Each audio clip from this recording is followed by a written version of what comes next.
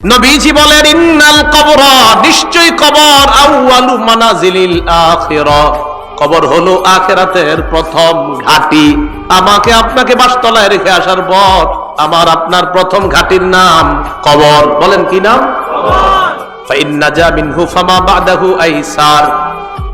নবীজি বলেন কেউ যদি কবর থেকে রেহাই পেয়ে যায় পরের ঘাঁটিগুলা একেবারে সহজ হয়ে যাবে। কবর থেকে যদি কেউ মুক্তি না পায় পরের ঘাটিগুলা কঠিন হয়ে যাবে। বলেন নাউজুবিল্লাহ। এরপর হাদিসের শেষে বলে ক্বালা রাসূলুল্লাহ সাল্লাল্লাহু আলাইহি ওয়াসাল্লাম, নবীজি বলেন মা রাআইতু মানজারান কাত্তু ইল্লা ওয়াল কবরু আফযাউ মিন। নবীজি বলেন শোনো, কবরের চাইতে এত ভয়ঙ্কর কোন দৃশ্য আমার জানা নাই। নবীজি বলেন কবরের চাইতে এমন ভয়ঙ্কর কোন দৃশ্য আমার জানা নাই। আল্লাহ আমাকে আপনাকে ওই প্রথম ঘাটিতেই যেন হেফাজত করে। চিন্তা করবেন মাঝে মাঝে শুয়ে যদি চোখটা লাগান, তো চোখ লাগাইলে দেখবেন কিচ্ছু দেখা যায় না। কবরে যাবেন না, কিচ্ছু দেখা যাবে না, অন্ধকার। অন্ধকার, কবর যে অন্ধকার। আচ্ছা, কবর যে অন্ধকার এটাও হাদিসে আছে। কবর যে অন্ধকার এটা কোথায় আছে? হাদিসে। মুসলিম শরীফের 2104 নম্বর হাদিস, মাদ্রাসা পাঠ্যপুস্তক অনুসারে 956 নম্বর হাদিস। এই হাদিসের মধ্যে আছে عن أبي هريرة رضي الله تعالى عنه قال أن امرأة سوداء كانت تقم المسجد أو شابا। একজন কালো মহিলা অথবা একজন কালো যুবক মসজিদ ঝাড়ু দিত। কি ঝাড়ু দিত? আপনারা ঝাড়ু দেননি মসজিদ? না, আপনারা শুধু মুয়াজ্জিন সাহেব আর খাদেমের অপেক্ষা থাকবেন? নিজেরা ঝাড়ু দিবেন। মসজিদ ঝাড়ু দিলে দিল সাফ হয়, পরিষ্কার হয়। এক কালো মহিলা অথবা একজন কালো যুবক মসজিদ ঝাড়ু দিত। হঠাৎ মারা গেছে। মারা যাওয়ার পর সাহাবীরা কবর দিয়ে ফেলছে, নবীরে জানানোর প্রয়োজন মনে করে নাই। বিষয়টা এমন আর কি, ও মারা গেছে, আরে এটা নবীজির আর বলার কি আছে, কবর দিয়ে ফেলছে। নবীজি সাল্লাল্লাহু আলাইহি সাল্লাম প্রশ্ন করলেন, আচ্ছা ওই কালো মহিলাটা না কালো যুবকটা, হয়তো মহিলা হতে পারে না হয় যুবক, আচ্ছা ওই কালো যুবকটাকে দেখছি না কেন, কোথায় এটা ঝাড়ু যে দেয়? সাহাবীগণ বললেন, হুজুর সে তো মারা গেছে। আচ্ছা মারা গেছে মানে? আফালা কুনতুম আযানতুমুনি, তো আমাকে জানাবা না তোমরা? হাদিসের মধ্যে আছে কান্নাহুম সাগগরু আমরাহা আও আমরা। সাহাবীরা বিষয়টা হালকা মনে করছে, তাই নবীরে জানায় নাই যে হুজুর একজন মারা গেছে, ঝাড়ু দিত, কবর দিয়েছে। নবীজি কো আমারে জানাইলা না কেন তোমরা? দুল্লুনি আলা কবরিহা আও আলা কবরিহি, তাড়াতাড়ি তার কবর আমারে দেখাও, নিয়ে যাও। ফাদাল্লুহু আলা কবরিহা আও আলা কবরিহি, আল্লাহ রাসূলকে তার কবরের কাছে নিয়ে যায়। নিয়ে যাওয়ার পর ফাসাল্লা আলাইহা, আল্লাহ রাসূল জানাজার নামাজ পড়লেন। আপনারা আবার এই আমল করেন না, কিন্তু এটা রাসূলের জন্য খাস। জানাজার নামাজ পড়ার পর আল্লাহ নবী বললেন, ইন্না হাদিহিল কুবুর মামলুআতুন যুলমান আলা আহলিহা। আল্লাহ নবী বললেন এই কবরগুলা অন্ধকারে পরিপূর্ণ।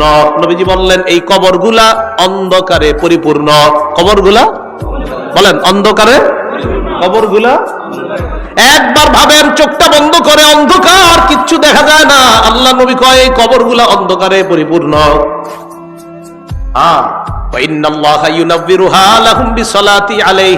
আমি আশা করি আমি আজকে নামাজ পড়ার কারণে আল্লাহ তাদের কবরগুলা আলোকিত করে দিবে। খাঁটি ইমানদার যদি হন, যদি ইমান নিয়ে যেতে পারেন, তা আপনার কবর আল্লাহ আলোকিত করে দিবেন। আলাদা মোমবাতি দিতে হবে না। পিসাবের কবর দেওয়ার সময় বাতি টাতি কত কিছু দেন না, এগুলা দিতে হবে না। পিসাব যদি ভালো হয় এমনি কবর আল্লাহ আলোকিত করে দিবেন। মাথা রাখবেন। তাহলে কবর অন্ধকার একটা জগতের নাম। দুনিয়াতে থাকতে এটা আলোকিত করার ব্যবস্থা করতে হবে। আল্লাহরে বলা, আল্লাহ আমার কবরটা জান্নাতের বাগান বানায়া দিয়েন, আমার কবরটা আলোকিত করে দিয়েন। আল্লাহ বাবা মারা গেছে, বাবার কবরটা জান্নাতের বাগান বানান, বাবার কবরটাকে আপনি আলোকিত করে দেন, এইভাবে বলা। তাহলে কবর অন্ধকার জগৎ, এটা জানলাম। কবরের মধ্যে দাজ্জাল যেমন ফিতনা, দাজ্জাল দুনিয়ার জন্য সবচেয়ে বড় ফিতনা হলো দাজ্জাল। নবীজি কয় এই দাজ্জালের ফিতনার মতো কবরে কারো কারো জন্য ফিতনা হবে, দাজ্জালের ফিতনার মতো ভয়ঙ্কর ফিতনা। মুসলিম শরীফের বর্ণনা আছে মা বাইনা খালকি আদম ইলা কিয়ামিস সাআ খালকুন আকবারু মিনাদ দাজ্জাল। আদম নবী থেকে কিয়ামত পর্যন্ত যত সৃষ্টি আছে এর মাঝে সবচেয়ে ভয়ঙ্কর সৃষ্টি হলো দাজ্জাল। দাজ্জাল নবীজি কয় কারো কারো কবরের অবস্থা হবে এই দাজ্জালের ফিতনার মতো। সহিহ বুখারীর বর্ণনা 922 নম্বর হাদিস। এই হাদিসের বর্ণনাকারী আসমা বিনতে আবু বকর রাদিয়াল্লাহু তাআলা আনহা। দিয়ে আপনাদেরকে একটু পরীক্ষা করি, আলেমরা চুপ থাকবেন, অন্যরা বলবেন। আমি হাদিসটা পড়ার পর আপনাদেরকে জিজ্ঞাসা করবো একটা কথা, মন দিয়ে আগে শোনেন, তাহলে সবাই জ্ঞানীরা সচেতন ভাবে জবাব দিতে পারবেন। আগে শোনেন কি বলি, দেখেন আমি পড়ি।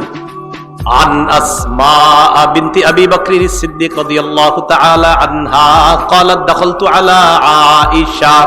অনুবাদটা শোনেন। আবু বকর সিদ্দিক রাদিয়াল্লাহু তাআলা আনহুর কন্যা আসমা বলেন, আমি আয়েশা সিদ্দিকার কাছে প্রবেশ করলাম। আবু বকর সিদ্দিকের কন্যা আসমা বলেন, আমি আয়েশা সিদ্দিকার কাছে প্রবেশ করলাম। আলেম ছাড়া অন্যরা বলেন তো আসমা আর আয়েশা সম্পর্কে কি হয়? মাশাআল্লাহ, কি হয়? কারণ আবু বকর আয়েশা রাদিয়াল্লাহু তাআলা আনহার পিতার নাম কি? আবার আসমা রাদিয়াল্লাহু তাআলা আনহার পিতার নামও মাশাআল্লাহ।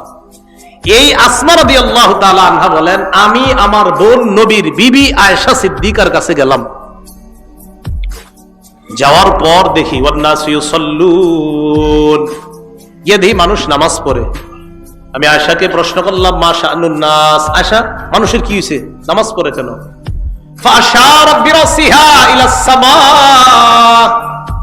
আম্মা জান আয়েশা মাথা দিয়ে আসমানের দিকে ইশারা করলেন, এমনি ইশারা করলেন, মুখে কিছু কয় না। তো আসমা রাদিয়াল্লাহু তাআলা না বলেন, আয়াতুন, কোন নিদর্শন দেখা গেছে আসমানে? আয়েশা রাদিয়াল্লাহু তাআলা না বলেন, হ্যাঁ আসমানে একটা নিদর্শন দেখা গেছে। কি নিদর্শন? অন্য হাদিস দ্বারা বোঝা যায় সূর্য গ্রহণ লাগছে। কি লাগছে? সূর্য। তাই নবীজি নামাজ পড়তেছে।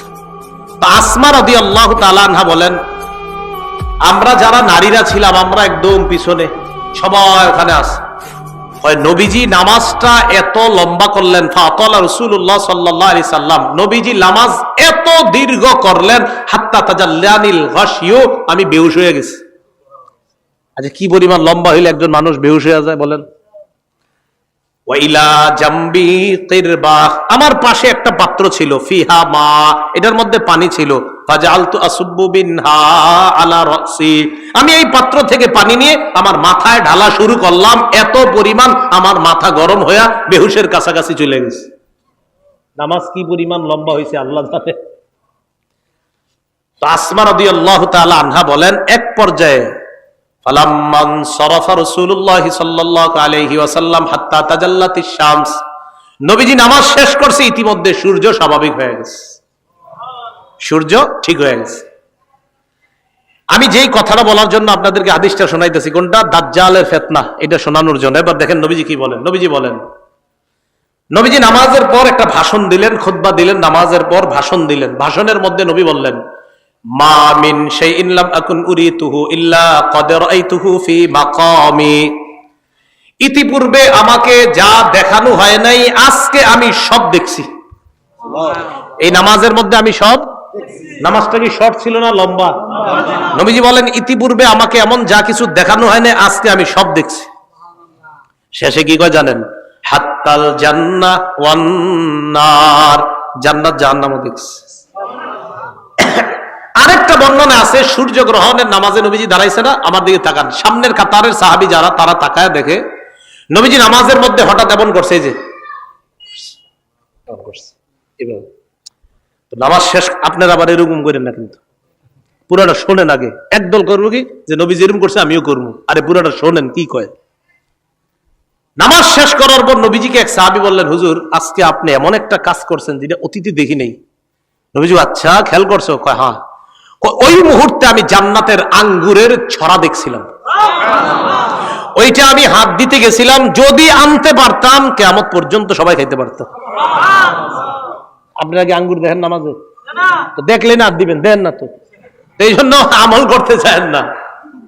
রাসূলুল্লাহ সাল্লাল্লাহু আলাইহি সাল্লাম বলেন, মা মিন শাইইন লাম আকুন উরিতুহু ইল্লা ক্বাদ রাআইতুহু ফি মাকামি, ইতিপূর্বে আমাকে যা দেখানো হয় নাই আজকে আমি সব দেখলাম। হাত্তাল জান্নাহ ওয়ান নার, জান্নাত জাহান্নাম আমি দেখলাম। নবীজি বলেন, ইন্নাহু ক্বাদ উহিয়া ইলাইয়া আন্না আল্লাহ রাসূল বলেন আমার কাছে এই ওহী প্রেরণ করা হয়েছে আন্নাকুম তুফতানুনা ফিল কুবুর মিসলা আও করিবা মিন ফিতনাতি দাজ্জাল। আল্লাহ নবী বলেন আমার কাছে এই ওহী দেওয়া হয়েছে তোমরা কবরের মধ্যে অনেকে এমন ফিতনার মধ্যে পড়বা যে ফিতনাটা হবে দাজ্জালের ফিতনার মতো ফিতনা। বলেন নাউজুবিল্লাহ। বিশ্বাস করেন দাজ্জালের ব্যাপারে আমি পড়ছি বলে আপনাদেরকে বলে বুঝাইতে পারতেছি না, তো আমি বুঝতেছি যদি দাজ্জালের ফিতনাটা হয় তো কত বড় ভয়ঙ্কর ফিতনা হবে। আমি সবগুলা কথা বললে বুঝতে পারতেন যে দাজ্জাল কতটা ভয়ঙ্কর ফিতনার নাম। রাসূল বললেন কবরে অনেকের এই ফিতনা হবে দাজ্জালের মতো, খুব ভয়ঙ্কর ফিতনা, ও কঠিন ভয়ঙ্কর ফিতনা। আল্লাহ আমাদেরকে হেফাজত করেন। তো আল্লাহ